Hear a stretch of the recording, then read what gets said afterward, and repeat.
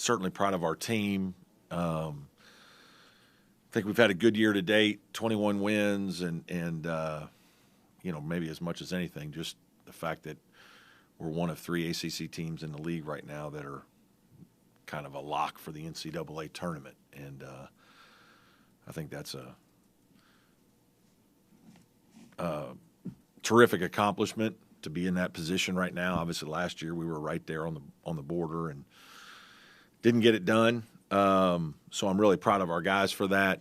Incredible non-conference 10-1, and Coach Bender needs some credit there for scheduling the kind of games that we could that turned out to be incredible. Boise being at home was a quad 1, and we were fortunate that we got assigned the Bama game.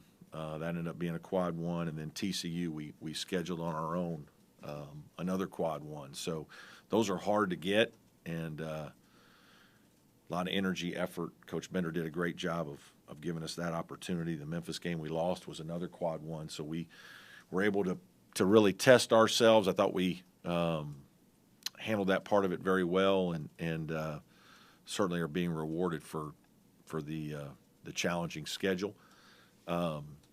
ACC-wise, first off, I'm optimistic. We're going to have some guys recognized here this afternoon for some pretty good individual achievements, and that certainly is noteworthy. As a group, I think we all would have liked to have won a couple more games, had chances to win some more games. It's a long season. The first thing I think our league is way better than people think it is, or it gets credit. I've said that. I've been pretty outspoken about it, and I think some of the net rankings show that. We've got 5 in the top 50 right now. Virginia's 51 and Virginia Tech is 56. And then we've got a bunch, 5 more teams that are kind of between 79 and 99. And that's probably where our league gets drawn down compared to some other leagues, because those games are quad 3 games at home. We played 5 of them, NC State, Syracuse twice. This year, Florida State, BC, and Miami, and those home games are like quad 3 games. So really, in theory, those can only hurt you. And if, as a league, we probably have to figure out a way through some of the scheduling to make sure that some of our teams have a chance to end up in that quad 2, as many as possible, because it feels like some other leagues are doing a better job of that. But I think those teams are all good teams, very worthy, and can certainly beat anybody on any night. And I think it's important as a league that we keep working to do that.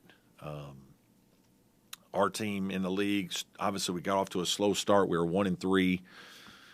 Probably had our worst couple of weeks there when we lost 3 games in a row in the league against some good opponents in tough situations, but we didn't play very well, and we kind of were battling uphill the rest of the way. And it was hard. It was long. We couldn't really string anything together. We were 4-6 halfway through the league, but we have managed to, win 7 of our last 10, 10 of our last 16. So I do feel like our guys kind of battled all year to get us to a position where we are now. Again, I think we all wish we would have won a couple more and had chances and let a couple get away from us. But that's part of league play. And I think we're all really excited about the tournament, ACC tournament to start. And, know we're going to have tough matchups with either Miami or Boston College teams we've played this year. But I do think our guys are excited and ready to move on. So with that, I guess I'll take questions. You used the term good year. Yeah. I might be reading too much into that, but I guess you just sort of explained it, sort of some of the ACC play, the unevenness. Yeah. You don't think it was a good year? Pardon? You don't think it was a good year? No. I'm just saying instead of great. Yeah, no, we need a great year. We need to win some more games. Yeah, I think that's understandable. But I do think it was a good year. 31 games is a lot. We tested ourselves, you know, and these guys accomplished a lot.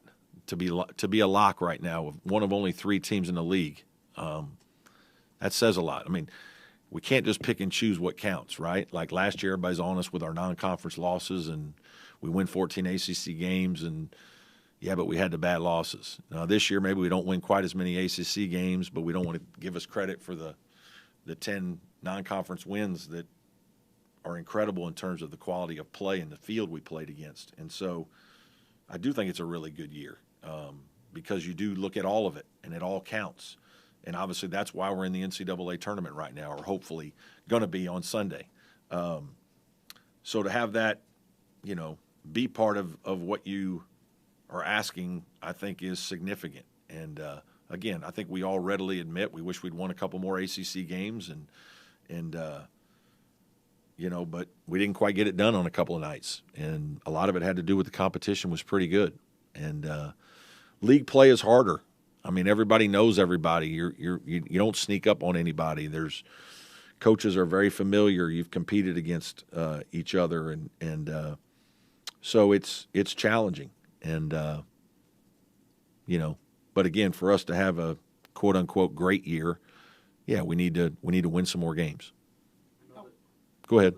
I know the double bye was one of you guys' goals in the AC tournament. What was the mood in the locker room after the loss to Wake Forest and Pitt eventually beating NC State later that day?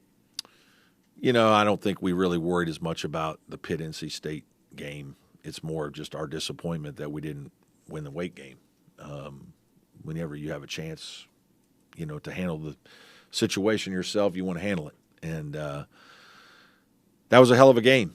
I thought we played very well at times. And we did have some defensive breakdowns, a couple early and a couple late. I thought we had some stretches where we played really, really well. Wake is really talented, very good. They played well. The shot making they had at the end of the game, tremendous. And ultimately, that's what got us. But we were active defensively. Our guys played hard. We had 9 steals, created 13 turnovers. I thought we were more active defensively in that game than we've been in some others. And we had guys step up and make big plays, but it wasn't enough. And that's going to happen sometimes when you're playing good teams. But, you know, guys were a little down. But at the end of the day, you know you're playing in the tournament. So I think quickly young people get past those kinds of things and are ready to get on to the next challenge. What are the challenges in not knowing who you're going to play until 24 hours before you play? I know you got staff. Yeah, it's hard. I mean, that's the part of this that I think is real challenge is, you know, there's a couple advantages when you feel like you've played a game in the tournament because your guys have positive experience from making shots in the building, and you got a little positive momentum and energy from doing those things. You know, hey, we're going to try to prepare for Boston College today. We're going to prepare for Miami tomorrow, and then we'll watch what happens tomorrow night. And, you know, that night and the next morning we'll get our guys as ready as we can for the one-day prep. You know, the team we're playing will be on a one-day prep, so that part will be the same. But it would be nice to have, you know, we're such creatures of habit where we have a couple days to get ready. That's what we all prefer. In this situation, you just got to do the best you can. What about the late start times? I mean, you like Yeah. to keep playing day. Yeah, 9:30 is not ideal either. You Yeah. don't play too many of those games. You played one game that finished at midnight. Yeah. But you don't play too many. Yeah, it makes for a long deal. Obviously, that's one of the reasons why we're not going till tomorrow. I just feel like if you go 2 days in advance when it's this, when you play a 9:30 game, it's my experience that you can leave your game in the hotel. It's hard. Kids are waiting around. They're anxious. A lot of nervous energy. And so monitoring that, you know, tomorrow and being cognizant of that is, you know, important for us as coaches. It's probably the third time or the last time that you would pick out of all 4 times. That was probably the one that would get last choice. Yes, go ahead, John. Sorry. Just Alex Hemingway, Boss Light, is there a chance either of those guys could be back at I don't think so. And Alex didn't Yeah. go through senior day. No, he did not. He has another year, and I don't know what we're gonna do. But I think we've pretty much decided that now he's at the point where you might as well just use it for redshirt or whatnot and let him have another year to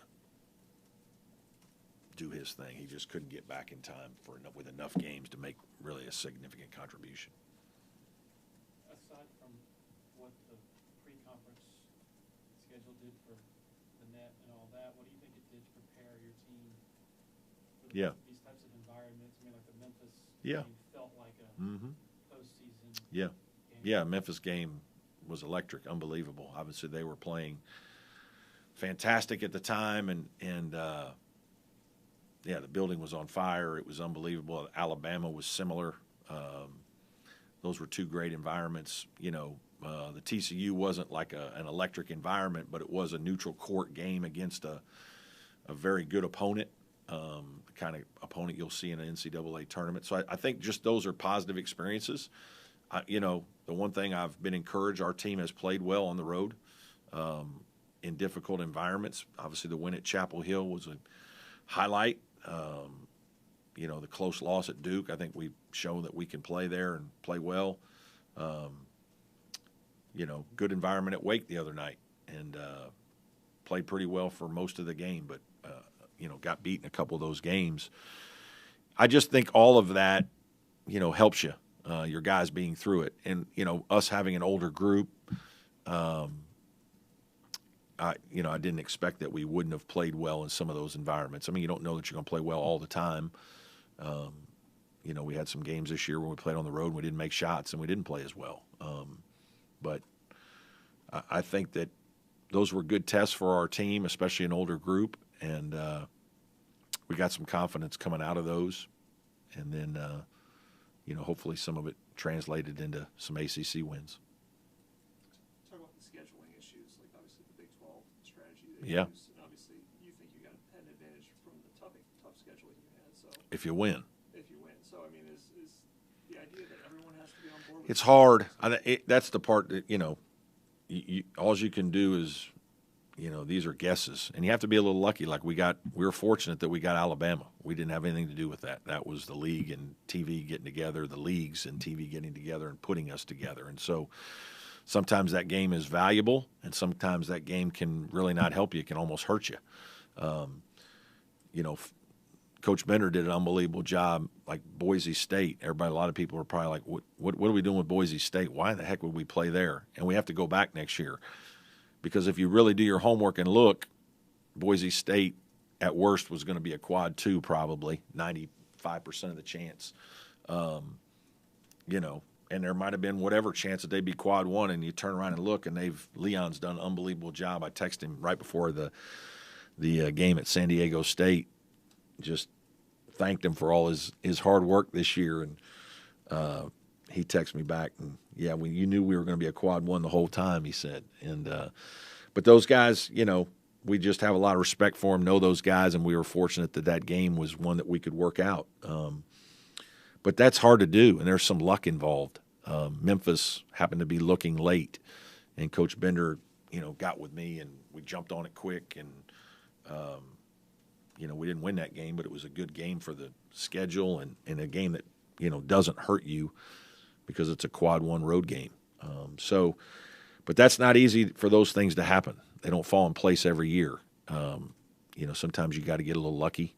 You know, if another team has an injury or two, then it doesn't work out, and it's, you know, that's challenging. So, but I do think as a league we've got to really analyze. You know, we're still one of the leagues playing 20 games, and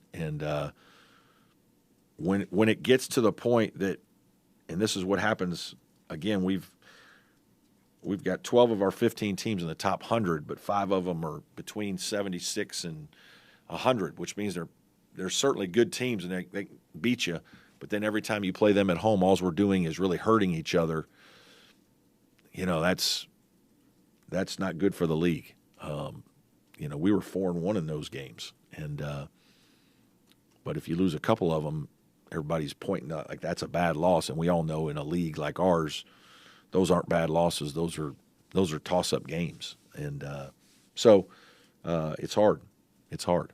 I guess is the answer potentially though, everyone going out and scheduling like Possibly. Some of it, I don't know. I think we all have to look at it. I don't have all the answers, but I do think that when you're looking at it, and again, they're going to, some folks are going to say the net isn't the be-all, end-all. It seems a lot like a lot of things when everybody talks about, bad losses or quad 3s and 4s and how many quad 1 wins. And, it's enough of a factor that everybody talks about it, and the NCAA made it. I mean, they created it. So, it's worth us doing a little deeper dive as a league. I guess for now you're still going to schedule the Boise's and the TCU's and stuff. We're going to schedule some. Obviously, those are 2-year deals, Boise's and Memphis, and we've always tried to do the best we can with a non-conference road game or neutral game. So we've tried to play 3 games like that as best we can. Then the SEC challenge, and some of those things are out of your hands.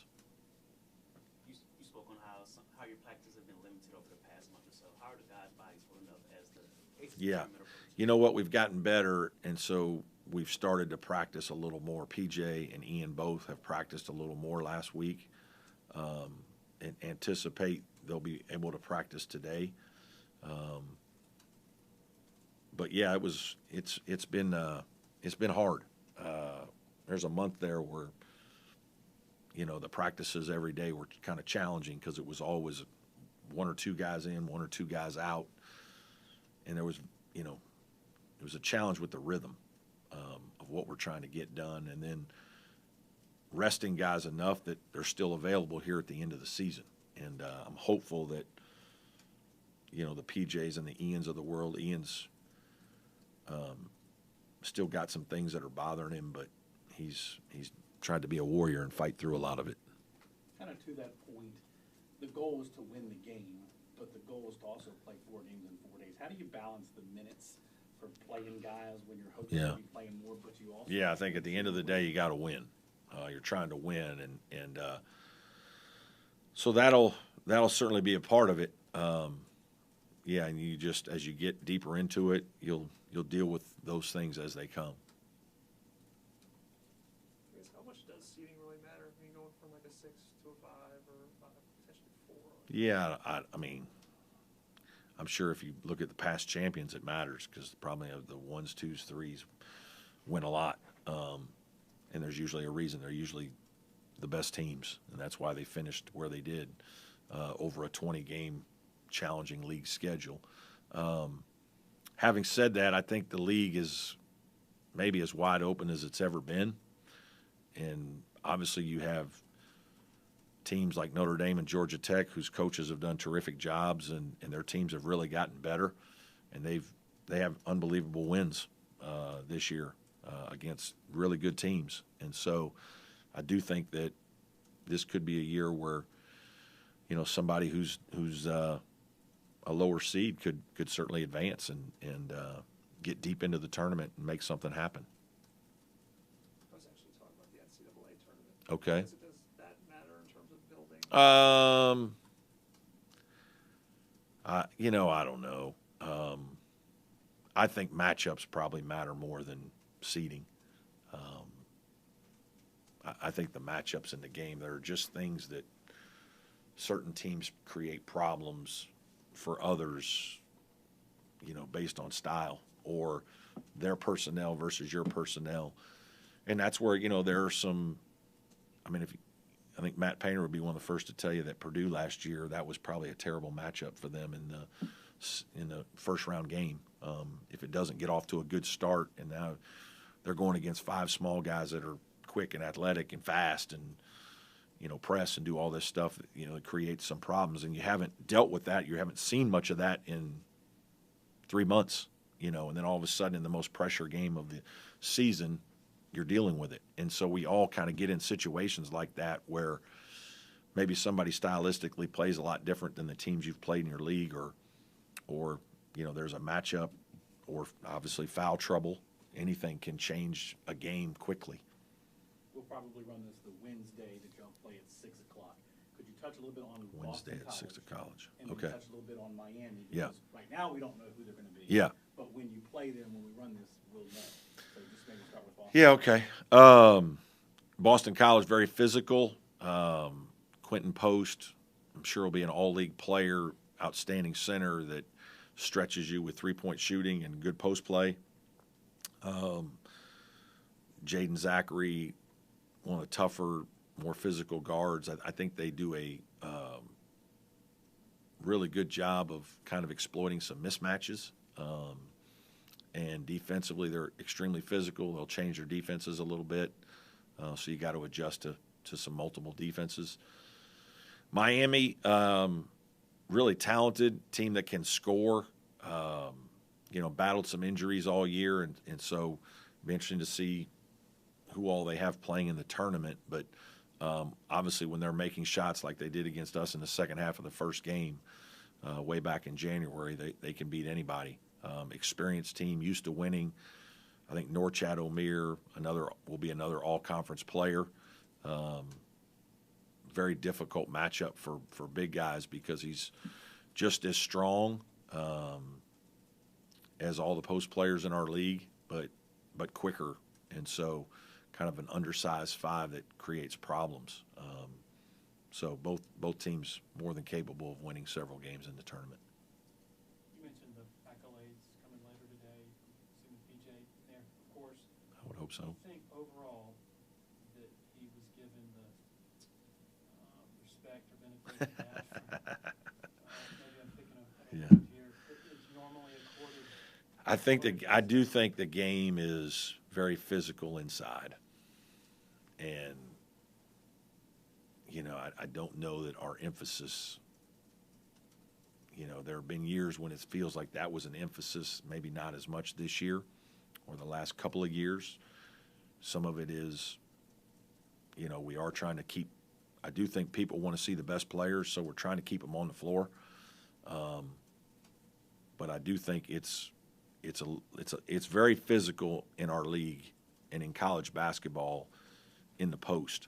And, obviously it's the challenge or the frustrating part is when you have a posting team like we do and it's so physical that, throwing the ball in there, there's no advantage, or the advantage is taken away with some physicality on defense versus teams on the perimeter, which more teams play on the perimeter with spread open court offenses. And now there's a lot of touch fouls on drives. And there's traveling on drives that sometimes goes uncalled. And so there's advantages that the offense seems to have occasionally. And that makes it frustrating for our team in terms of the coach and the players who are posting the ball a lot and playing physical inside-out basketball. And there's not as many teams that do that. There are some, but I think that's where the rub is. And I think at some point, I do think it'll be enough of an issue that we're going to have to deal with it as the College Basketball Rules Committee is probably moving towards that. Got time for one more, if anybody has one. How has your bench progressed throughout the year heading into these bigger stages? Yeah, I think there's times they've been inconsistent, and at times, which they're young players. They're all sophomores. So some of that is to be expected. There have been times they've been very good. I don't think our bench is always it's not always points with them, and I think we all quickly go to points. It's because we've got PJ, we've got Chase, we've got Joe, we've got three guys that have 2,000, 1,500, and 1,000 plus scorers. They don't always have to go in the game, and it's not about scoring. It's about defending. It's about, keeping the offense moving. It's about doing your job at a high level. It's helping us in other ways. And I think there are times those guys do some really good things, and it may not be that they score very much, but they guarded well. They moved the ball. They played with great pace. They put pressure on the opponent with their pace, their speed in the open court. So I think there's some times those guys have done really well. And then there are certainly some games where those guys, score 6, 8, 10, 12 points. But they can impact the game by scoring a bucket or two and providing some things in the, 8 to 18 minutes that they play off the bench that aren't basketball or aren't scoring related, I should say. What's the most vital thing on your mind right now as you shift to the postseason and you guys, what it's going to take for you guys to achieve what you want to achieve? I mean, just our consistency, which that's everybody on every end. We've got to keep limiting our defensive errors. And, offensively, sometimes it comes down to shot making. There's some shot making. We're not quite as dynamic breaking people down and getting easy baskets on our own all the time. And so we end up having to make shots, whether those are low post moves or open threes or whatnot.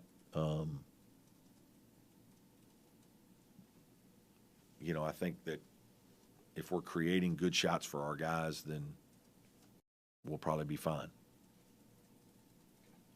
Okay, guys. Thanks, sir. Thank you all for being here.